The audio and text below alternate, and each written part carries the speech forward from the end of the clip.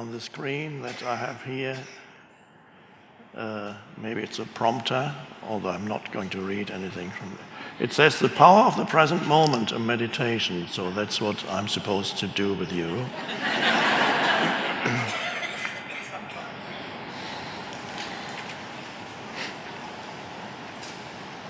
Now, this is not a meditation where you need to go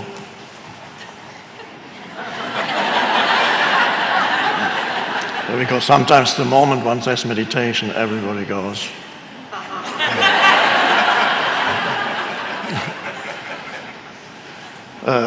You can't sit like that all the time, but it's always the present moment. So with the present moment meditation, it's something slightly different. It's an amazing thing, the present moment, usually overlooked. So the most amazing thing, I call it thing, of course it's not a thing, the most amazing thing in your life for most people in the normal state of consciousness, and normal means somewhat or very insane. In the normal state of consciousness, the present moment is usually overlooked habitually, unconsciously. People have been conditioned to overlook the most important thing there ever is, because your entire life consists of the present moment. There never has been anything else. Everything happened in the present moment, and when you remember it, it's the present moment. And when you think about the future, which of course never arrives as the future, it can only arrive as the present moment. But people live as if the present moment were undesirable or an obstacle, or they actively dislike it. And some people habitually live actively disliking the isness of the present moment. And that's their normal state of consciousness. Sometimes it's hidden. They smile.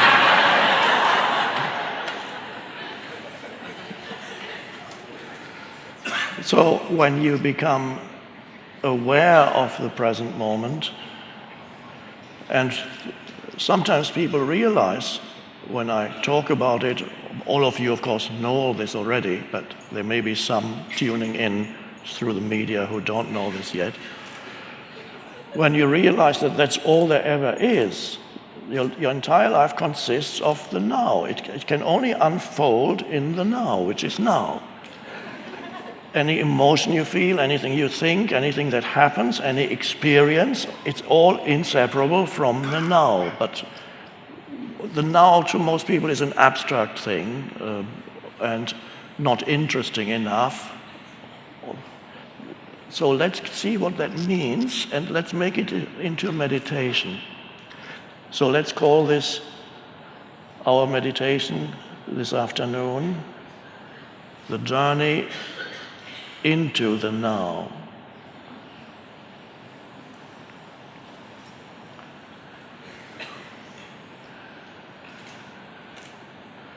Usually when you talk about the now, then it's usually associated with, okay, the first thing that appears then in your awareness perhaps is your surroundings.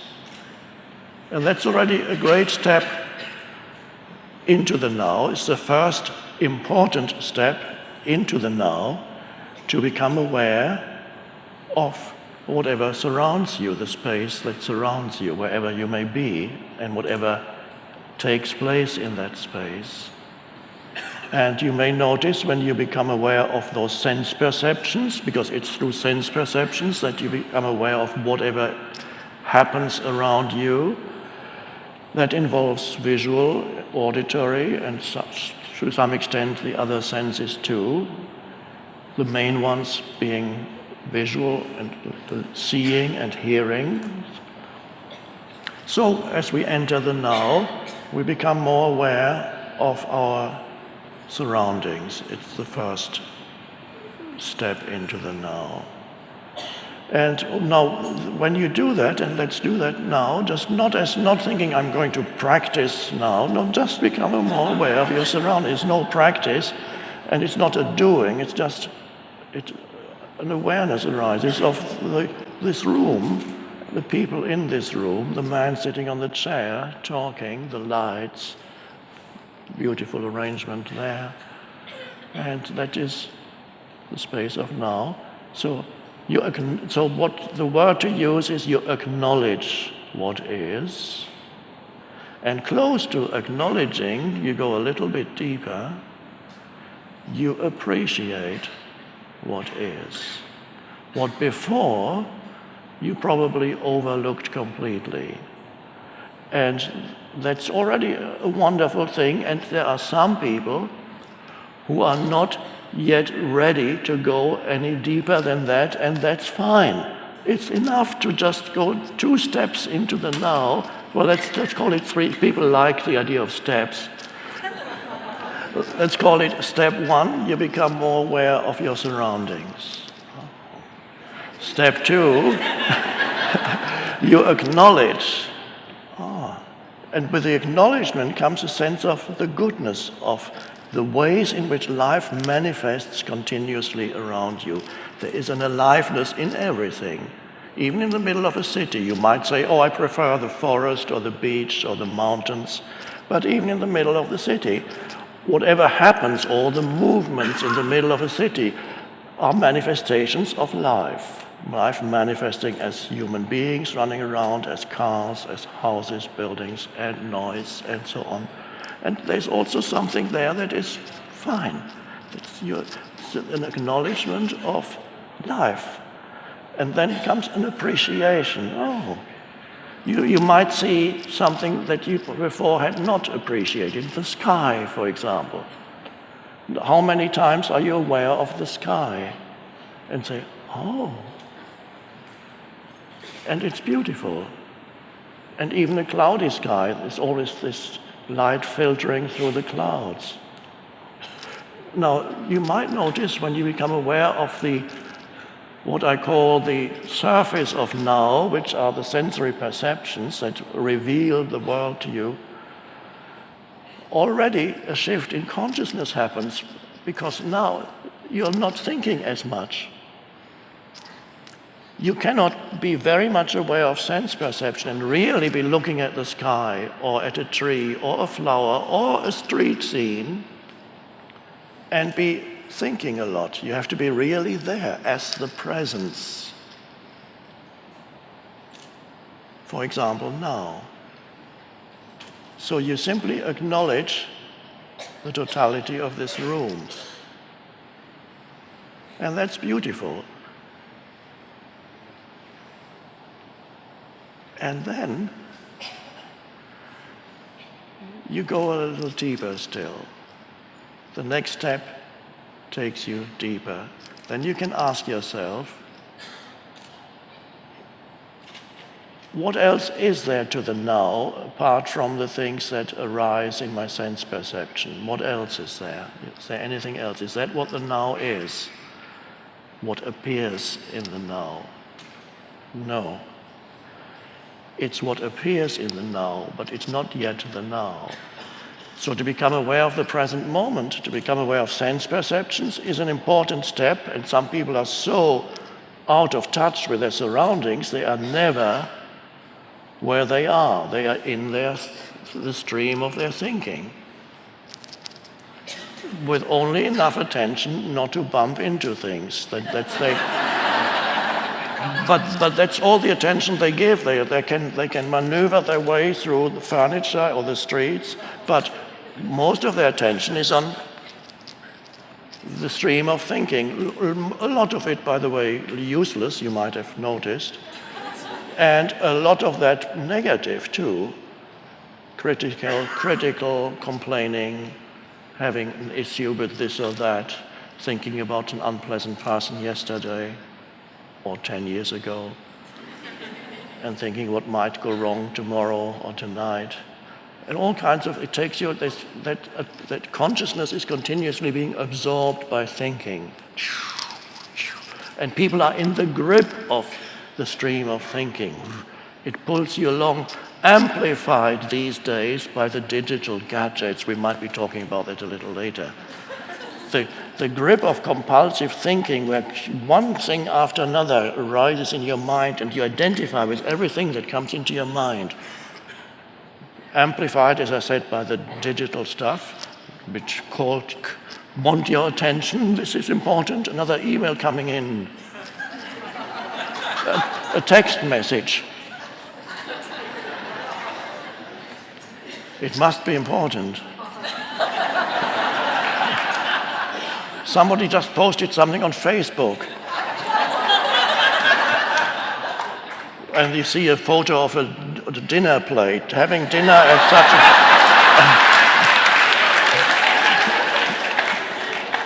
And of course, then you have to reply, and you say, cool, it's great. And that absorbs all your attention, is continuously being absorbed. It was bad enough before the digital things, but now it gets amplified. More stuff in your mind, more stuff.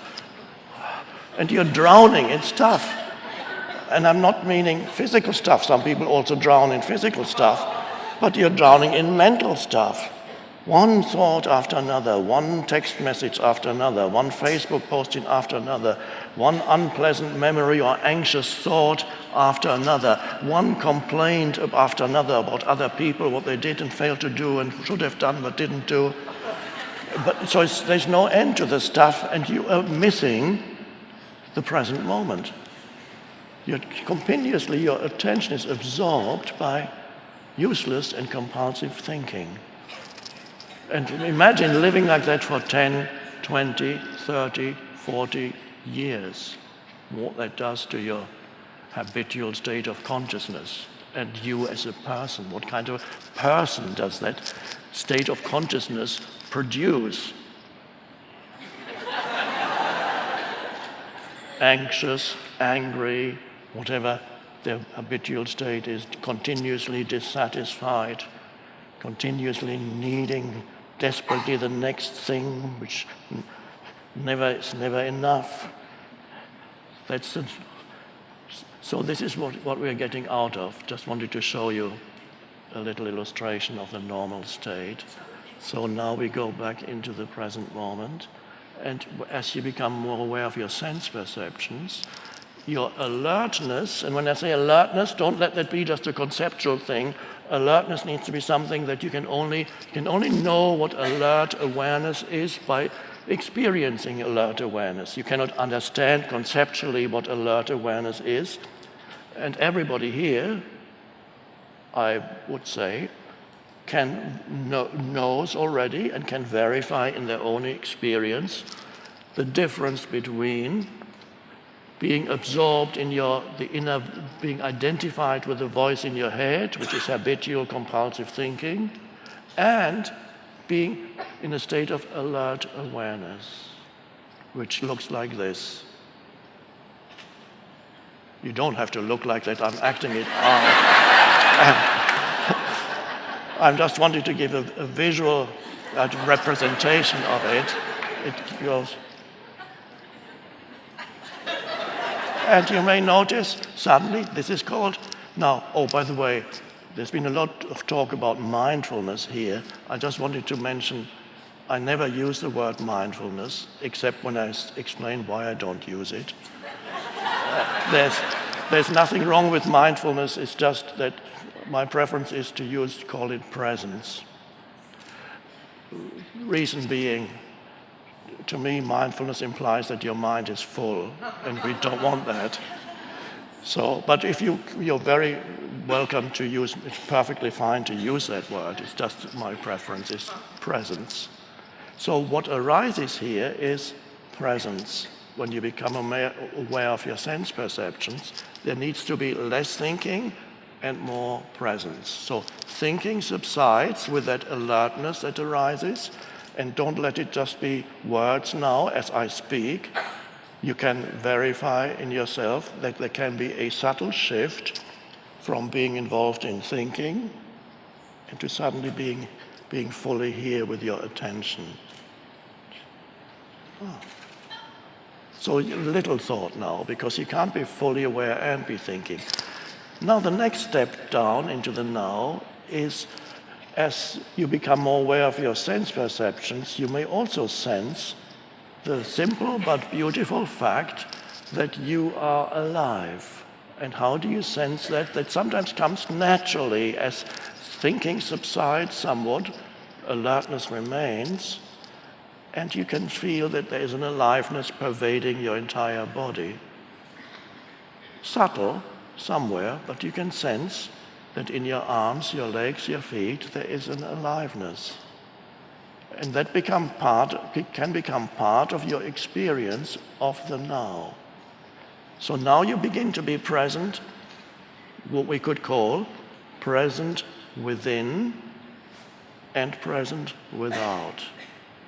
So you can sense your own aliveness. If you can't sense it, ask yourself, for those few people here, probably very few, who cannot sense the inner energy field of the body, what I call the inner body, I ask sometimes, if you close your eyes, hold your hands like this, and ask yourself, how can I know without looking or moving my hands whether my hands are still there? It's a funny question. How can I know without looking at my hands or moving my hands or touching anything, how can I know that my hands are still there? And at that moment, you cannot get a conceptual answer for that. You can only get an experiential answer by suddenly experiencing an aliveness inside your hands. And your attention has moved from thinking, has disengaged from the movement of thought, and is flowing into your hands. And in the same way, if you can feel your hands, you can feel your feet at the same time. And that you can feel the entire body as a subtle energy field. And that's a lovely place to be. And that you begin to be more rooted in the now. And you are present within and without. Being in the body, I call that sometimes an anchor for staying present. It can be helpful because the mind is the egoic mind, the unconscious mind is very clever, and if you don't, especially as you begin to practice presence, if you don't have an anchor for the present moment, the mind will very quickly come in with a thought. And that thought could be anything, but it will claim to be extraordinarily important. And it will say, follow me. You need to think about this. This requires your immediate attention at 3:30 in the morning in bed. And that thought, of course, may proliferate into other thoughts. Anxious thoughts, regretful thoughts. What about my whole life? I have to work out my life. It's all been it's useless. What have I done with my life? What about my life? What is my life? It's a mental construct that you call my life, and you miss the actual life in the present moment. But so you need to know that your thought it's very seductive and hypnotic, and it will come in and grab your attention again if you don't know what it's doing. But if you know that this is what it's doing, then you can say, not just say it, you can just be aware that there's another thought that wants to come in. And at that moment when there's an awareness, you don't have to follow the thought. You can just allow it to pass through your mind, and then it's gone again. And then you can say, my choice is to have my attention in the body, and you don't even have to verbalize that. The choice comes, you know that this is your choice, and then you're no longer suffering from an unpleasant, sleepless night. You're actually having a wonderful meditation, and not asking that this moment should be any different from the way it is. and you sense the aliveness in your energy field. That's your life. And the present moment, the aliveness of the present moment. And then perhaps, and now, we can go even deeper. Sense perceptions, acknowledging, appreciating, feeling the energy field in the body. All these things arise in the present moment. And have you missed anything? What is it that makes up the totality of the present moment? It is sense perceptions, feelings. There may be thoughts too, coming and going. You don't have to follow them, but they still come and go, some thoughts. And then there are spaces in between the thoughts. And this is extraordinarily important, to discover that there is such a thing in you as a space between one thought and another. So there's no longer an uninterrupted stream of thinking. Suddenly, you become aware of a space. And that feels extraordinarily good and powerful, and you feel then really you come to yourself. Not the self that has a story, not the self, the sense of self that is identified with your history, your personal history, but something that transcends your personal history, something that transcends also whatever arises in your sense perceptions. What is it, and the deepest level of now, and actually the essence of now, is this. What is it that enables you to be aware of your sense perceptions? What is it that enables you to have a thought?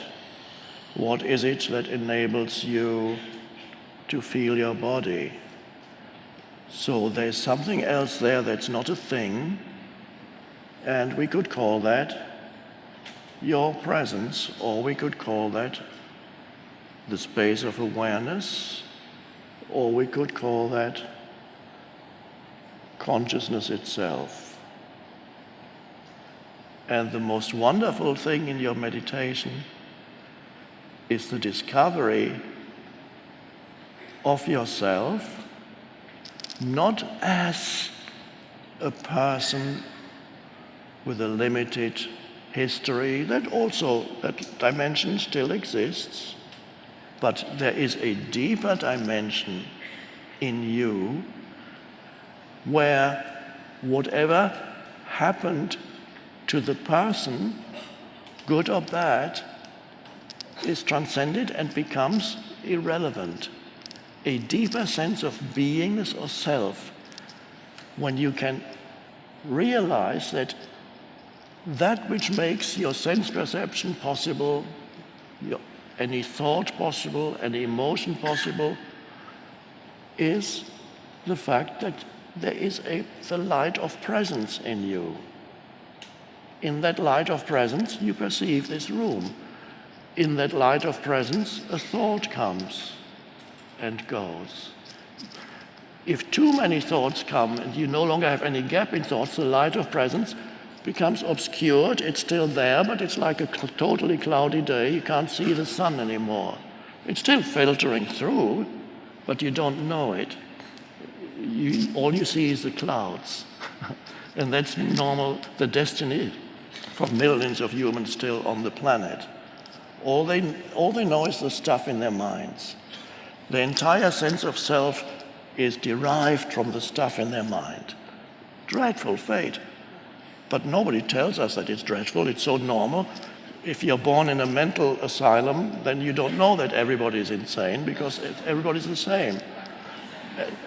So this is what we are going beyond, is what arises, the possibility of entering a different state of consciousness, not just as an isolated experience, as a meditation practice,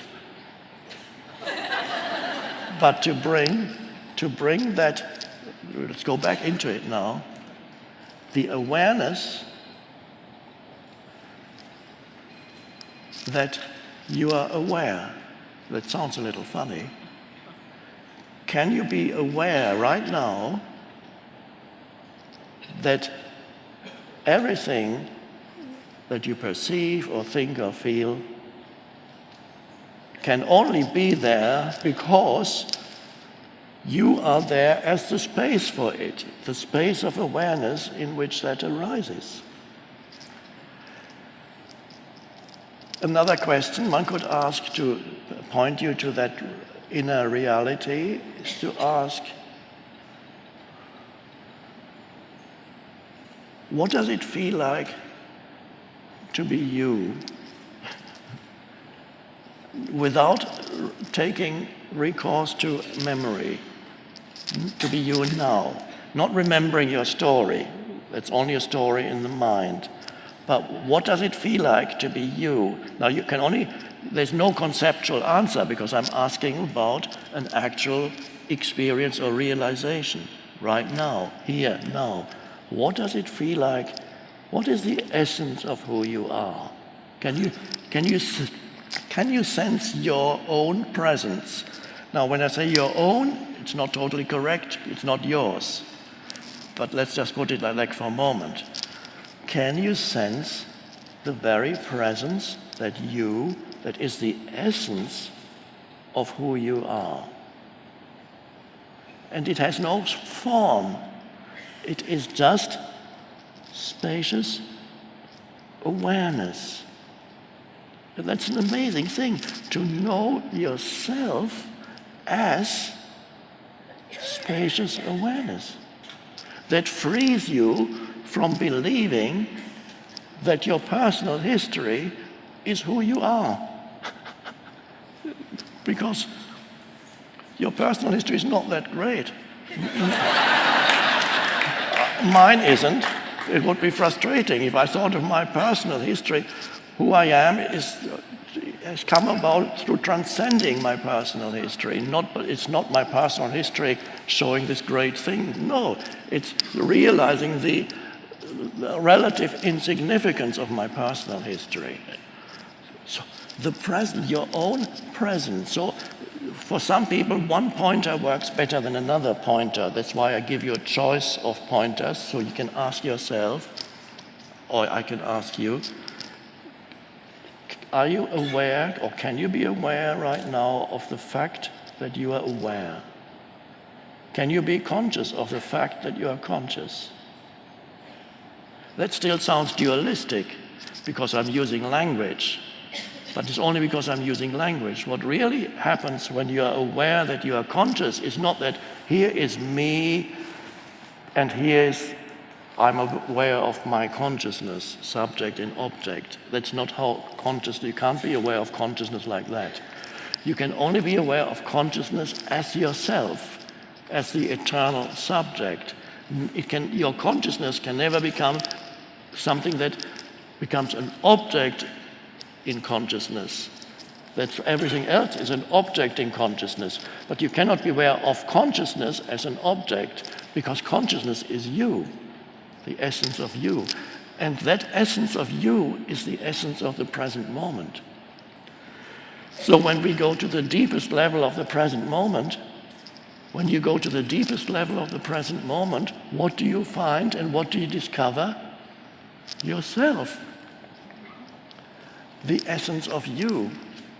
So the essence of you, which is conscious space, is inseparable from the essence of the present moment. So when you go deep into the present moment, which is the vertical dimension, whereas most of life unfolds on the horizontal dimension, past and future, I need to do this to get there, and remember this. The vertical dimension is associated with the stuff in your mind, and that keeps you trapped. And now we're here suddenly in the now, the horizontal dimension is the stuff in your mind. The vertical is now. It takes you deeper into the now, and to the point of discovery that the essence of now is ultimately who you are. And this is a wonderfully liberating realization, because it frees you from a false sense of self. If you don't realize the essence of who you are, you spend your whole life in a false sense of self, which I call the ego. It's a false sense of self that is derived from mind activity plus emotions that accompany mind activity.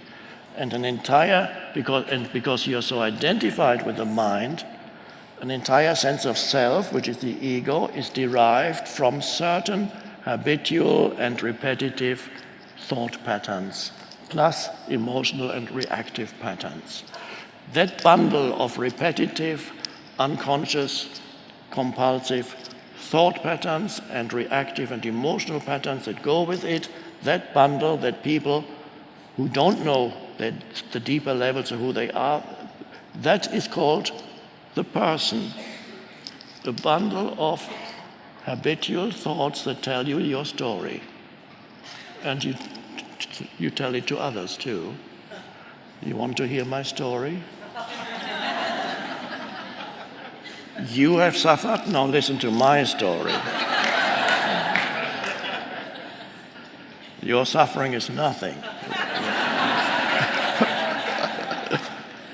Or as my dad used to say, whenever somebody said, I have a pain here, I have a pain there, he would say, you have a pain? I've had a pain for years, I don't even talk about it.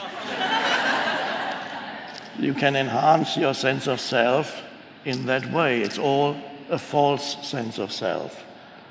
And you are trapped in that, what the Buddha called the delusory self, the self that has no ultimate reality. So the Buddha said there is no self, the self, anatta in the Pali language, in the old scriptures, the unreality of the self, this mind-made entity. And so the Buddha's teaching was, it pointed, one of the essences in the Buddha's teaching is emptiness. What does that remind you of? Awareness, spacious awareness, presence, emptiness, no form. Jesus had the same message. The kingdom of heaven does not come with signs to be perceived. What does that mean? It means you can never say, oh, there it is. Why can't you say, oh, there it is?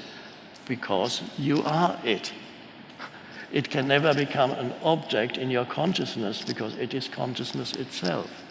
And people have been repeating the words of Jesus for 2,000 years. With who has understood them? Very few, maybe one or two Buddhists.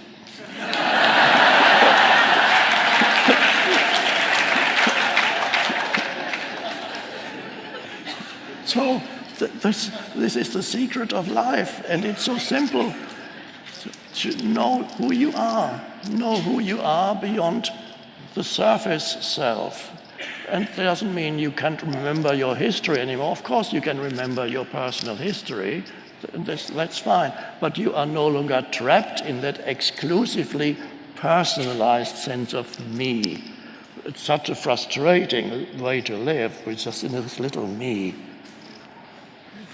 Always feels threatened by things and needs to identify with other things and never feeling complete, never feeling satisfied for very long, always a sense of not enough. Awful way to live. So we are transcending that, and that's the shift in consciousness. And then as you bring into your daily life that spacious awareness, the awareness of yourself as spacious consciousness, which you can also call stillness. There's a stillness. Even as you speak, you can still feel the underlying presence. In the foreground, you speak, you listen, you do things. In the background, a spacious awareness. In other words, you sense your own presence, which is not your own because your own presence is one with universal presence. You might have noticed I don't use the word God, because the moment you use God, it becomes another concept in your mind. So the Buddha very wisely avoided it. And when they asked the Buddha, "You never talk about God," they said to the Buddha, "Why is there a God?" And of course, and this is the end of our meditation, the Buddha's answer was, as reported in the scriptures, when he was asked, "Is there a God?" the Buddha kept noble silence. That's the answer. Thank you.